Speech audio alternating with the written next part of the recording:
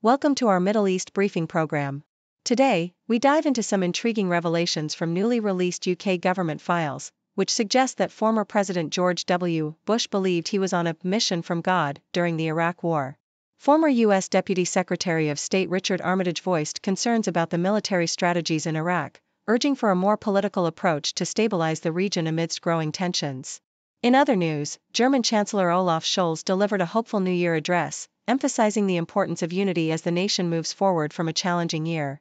He praised the resilience of the German people in the face of adversity, including the recent tragedy at the Magdeburg Christmas fair, and encouraged citizens to take control of their future, reinforcing support for Ukraine and the significance of upcoming elections.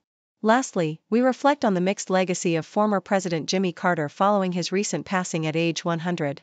While many celebrate his humanitarian efforts, there's a lively debate about his presidency's impact, especially regarding his critiques of Ronald Reagan.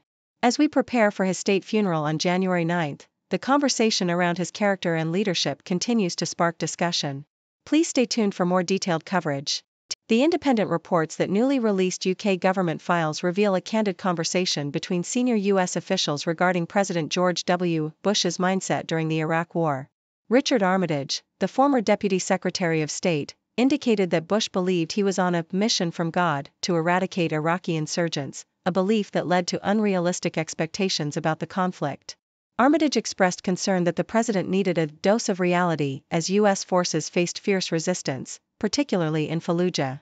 The documents illustrate the tension between military ambitions and the need for a political solution, emphasizing that Bush's initial aggressive stance was tempered by the realities on the ground, ultimately leading to a reconsideration of tactics in the face of rising casualties and political instability. Deutsche Welle highlights German Chancellor Olaf Scholz's New Year address, where he called for unity in the wake of a tumultuous year marked by economic challenges and a tragic terror attack in Magdeburg. Scholz praised the resilience of the German people, urging them to stand strong together as they navigate these difficulties. He acknowledged the bravery of first responders during the attack and emphasized the importance of thorough investigations into security lapses. Scholz's speech also touched on the need for citizens to engage in the upcoming elections, asserting that Germany's future relies on the collective strength of its people, rather than external influences, all while reaffirming support for Ukraine amidst ongoing geopolitical tensions. The Independent also covers a controversial discussion on Fox News regarding the legacy of former President Jimmy Carter, who recently passed away at the age of 100.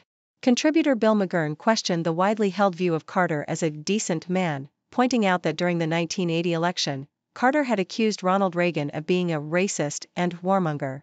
McGurn acknowledged Carter's humanitarian efforts and foreign policy achievements, such as the Camp David Accords, but criticized his political tactics as divisive.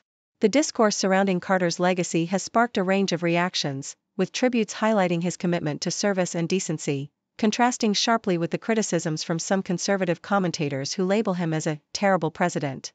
This divergence in views reflects the complex and often contentious nature of assessing political legacies in American history.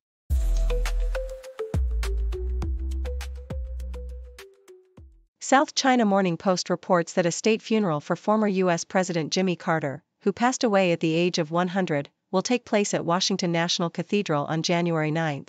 President Joe Biden has declared this date a national day of mourning, honoring Carter's legacy. The funeral proceedings will begin with a motorcade through Carter's hometown of Plains, Georgia, where the National Park Service will ring a historic farm bell 39 times to commemorate Carter as the 39th president. After lying in repose at the Carter Presidential Center in Atlanta, his remains will be transported to Washington for the funeral ceremony, followed by a private interment in Georgia next to his beloved wife, Rosalind. Carter's presidency, marked by significant diplomatic achievements like the Camp David Accords, and his lifelong commitment to humanitarian efforts earned him global respect and admiration. The Independent shares that Martin Brundle, the revered former Formula One driver and Sky Sports pundit, has been honored with an OBE in the King's 2025 New Year Honors List for his contributions to motor racing and sports broadcasting. Brundle, who had a notable racing career spanning 13 years and 158 Grands Prix, is especially recognized for his entertaining grid walk segments on television, where he often engages with drivers and celebrities in humorous and sometimes awkward encounters. His career has seen him work with major broadcasters like ITV, BBC, and Sky Sports, and despite never winning a Grand Prix, he triumphed at the 1990 24 Hours of Le Mans. Brundle's charismatic presence and insightful commentary have made him a beloved figure in the world of motorsport, and he is set to play a prominent role in Sky's F1 coverage in the upcoming seasons. According to the Associated Press, tragedy struck the Indiana National Guard as Captain Eric Richard Hart, a 34-year-old soldier, died in a non-combat incident while stationed in Iraq. Hart's death, which occurred on Saturday, is currently under investigation. Although U.S. combat operations in Iraq have officially ended, approximately 2,500 troops remain to assist the Iraqi military against threats from the Islamic State. The backdrop of increasing tensions in the region, particularly following the recent escalation of violence in Gaza and Lebanon, has seen U.S. forces facing attacks from Iranian-backed groups. Since the 2003 invasion of Iraq, over 4,400 U.S. troops have lost their lives, a somber reminder of the ongoing complexities and challenges faced by military personnel in the region.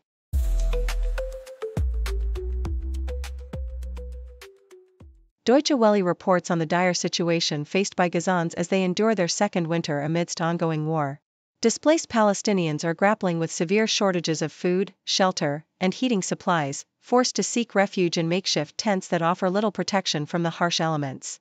Tragically, the cold has already claimed the lives of at least 7 individuals, highlighting the urgent need for humanitarian assistance as the community struggles to survive in these brutal conditions. The Independent reflects on the political legacy of former President Jimmy Carter following his recent passing. Carter's presidency was marked by significant challenges, including the Iranian hostage crisis that ultimately contributed to his defeat in the 1980 election against Ronald Reagan. The crisis began when Iranian revolutionaries stormed the U.S. Embassy in Tehran, taking 52 hostages and severely damaging Carter's approval ratings. Despite his efforts to resolve the situation, including a failed rescue attempt, allegations have surfaced suggesting that Reagan's campaign may have influenced the timing of the hostages' release, casting a long shadow over Carter's administration and raising questions about the political maneuvering that took place during that tumultuous period. The New York Times provides an update on the ongoing conflict between Israel and Hamas, with both sides claiming victories amid fierce fighting in northern Gaza. The Israeli military reported casualties among its troops while also asserting that they have killed and captured numerous Hamas militants in targeted operations. Meanwhile, Hamas claimed to have inflicted damage on Israeli forces, including destroying military vehicles and killing soldiers. The conflict continues to escalate, with both sides engaged in a relentless struggle for control, further complicating the humanitarian crisis unfolding in the region as civilians bear the brunt of the violence.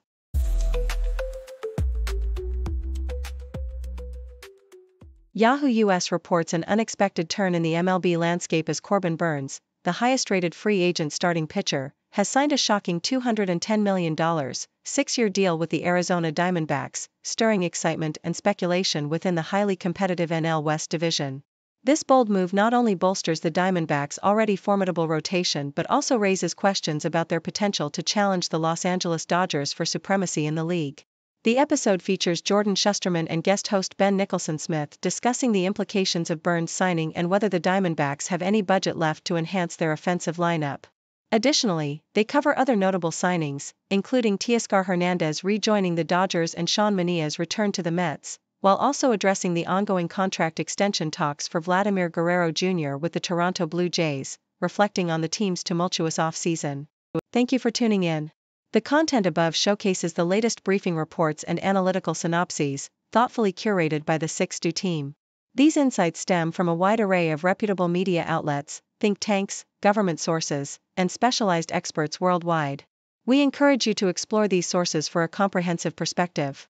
Keep in mind that while the content may not always align with the official standpoint of 6Do Brief, it's not meant to be taken as absolute directives for decision-making.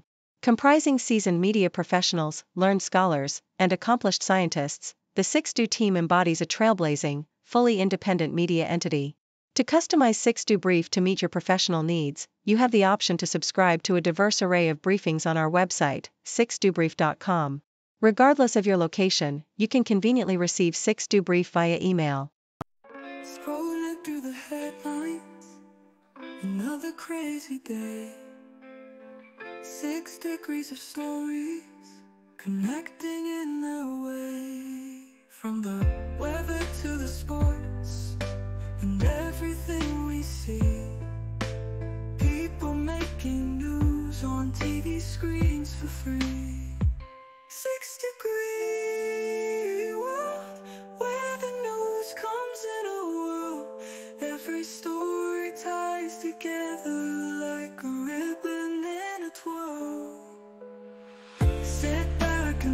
touch it all. Big and small they call, from city lights to countryside. We're connected after all.